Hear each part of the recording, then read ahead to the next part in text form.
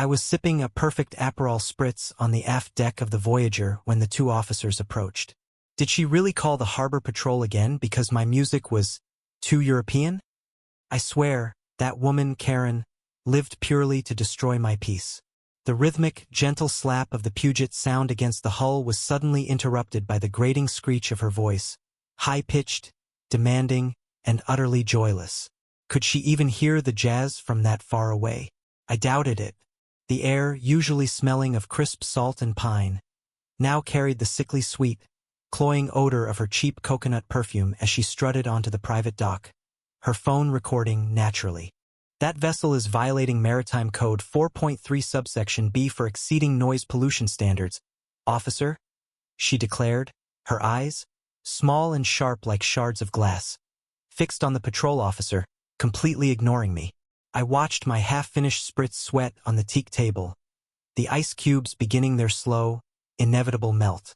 I felt a slow, hot burn creeping up my neck. I'd owned this beautiful 45-foot yacht for 3 glorious years, and every moment of relaxation had been meticulously chipped away by Karen, who owned the coveted Premier Dock Slip, F12, directly adjacent to mine. The jealousy in her eyes was almost palpable, a thick, greasy coating on everything she looked at. Her constant, petty complaints to the Yacht Owners Association, HOA, had become a dark joke among the other owners. The wrong shade of white on my fenders, the inappropriate height of my potted basil plant, the fact that I dared to smile while she was trying to sunbathe. But this time was different. This wasn't just a fine. This was the harbor patrol. Ma'am, we're responding to a complaint of illegal mooring and interference with a neighboring property line, the taller officer stated, avoiding eye contact. My jaw dropped. Illegal mooring? My boat has been here for years. Look at the documentation. Right there in the cabin. I stammered, pointing frantically. Karen, her posture rigid, arms crossed tightly over her chest like a censorious statue, smiled a small, venomous smile. He just moved his bow line this morning, officer. It's 6 inches over my designated waterline. 6 inches. I tell you, that's encroachment. 6 inches. 6 inches. The sheer audacity made me want to scream. I took a deep, shaky breath, the briny scent of the harbor failing to calm my racing heart. The officer, clearly exasperated by the whole scene but bound by protocol, sighed heavily. A sound that carried the weight of 1,000 meaningless bureaucratic disputes. Sir, we have to process the complaint. If you resist. My blood ran cold. Resist? I felt a wave of dizzying panic. Before I could even articulate a single coherent defense, before I could ask, are you serious right now? I felt the cold, metallic snap. Handcuffs. They actually handcuffed me, hauled off my own yacht, past Karen, who was now practically preening, basking in her manufactured glory. As they led me away, I locked eyes with her. The look of smug satisfaction on her face was a masterpiece of pure, entitled malice. I whispered one promise to the salty wind. You are going to regret this, Karen. Deeply. It took a day and a half to clear up the illegal mooring nonsense. A $50 fine for a technicality that any normal person would have handled with a polite conversation. But those 36 hours of sitting in a cramped, stale-smelling room, listening to the dull metallic clang of the lock, cemented my resolve. This wasn't about 6 inches of rope anymore. This was war. I hired Marcus, a grizzled, old-school maritime lawyer with a damp leather briefcase and eyes that looked like they'd seen every piece of dockside drama since the Prohibition. I showed him the stack of Karen's complaint emails, the ridiculous documentation, the police report from the arrest. He just nodded slowly, his fingers tracing the fine print of the HOA bylaws. She's been complaining for years, right? He murmured, a shadow of a smile touching his lips. She lives by the letter of the law, correct? I nodded, feeling a flicker of hope.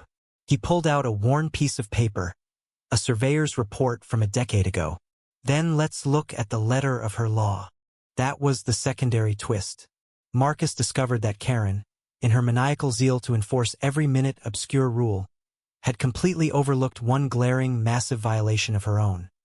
Her highly desirable, perfectly positioned dock slip F12 was technically 1 foot narrower than the YOA's current minimum standard for a vessel the size of her oversized, gaudy speedboat, the Empress. Back when the slips were originally subdivided 20 years ago, F12 had been granted a temporary variance, an asterisk she had been required to recertify and repermit every 5 years. But Karen, the self-proclaimed queen of compliance, hadn't filed the renewal paperwork since 2010. For 13 years, the only thing keeping her boat in that prime slip was the sheer assumption that she was operating legally. Oh, the hypocrisy! My lawyer simply filed a petition challenging the current legality of F12 status based on her own stringent interpretation of the YOA bylaws, citing her extensive, documented history of unnecessary and vexatious litigation against me as proof of her intent to cause harm. The courtroom felt sterile, smelling faintly of old paper and nervous sweat. Karen, draped in a cream-colored power suit, looked like she was already celebrating her victory. She stood tall, arrogant, radiating entitlement. When the judge, a formidable woman with a tired, decisive expression, read the verdict, the tension was so thick I could barely hear the clanging of the flagpole halyard outside. Given the plaintiff's pattern of harassment, waste of harbor resources, and particularly the documented, frivolous police involvement, coupled with the clear and unaddressed violation of the YOA Dock Dimension Amendment 7.4 concerning slip F12. The judge paused, adjusting her glasses. My breath hitched in my throat. This was it. The moment of truth. The court rules in favor of the defendant, Mr. Alexander Chun. Furthermore, to mitigate the documented damages and punitive harassment, and to reestablish a functional dock environment, the court orders the defendant, Mr. Chun, be granted the use of dock slip F12, effectively immediately. Ms. Peterson, you are to vacate the slip within 48 hours. Silence. Deep, profound, glorious silence. The gavel hit the wood with a sharp, final crack. The most satisfying sound in the world. I didn't cheer. I just let out a slow, tremulous sigh of disbelief and relief. Karen's face, usually a mask of haughty control, crumbled. It turned a mottled, angry shade of crimson, her eyes wide with a confusion that only comes when the universe denies a sense of innate superiority. She started sputtering, What did you just say? This is outrageous. But the judge was already done. As I walked out, Marcus handed me the official paperwork, the crisp white paper feeling like $1,000,000 in my hand. Justice served cold and dockside. 2 days later, the Voyager was peacefully resting in the prime spot, slip F12. The sun gleaming perfectly off the bow. Karen's speedboat was gone, towed to a much less desirable, restricted-use slip on the far side of the marina. Sometimes you have to suffer the public humiliation of the handcuffs just to expose the rotten foundation of the bully.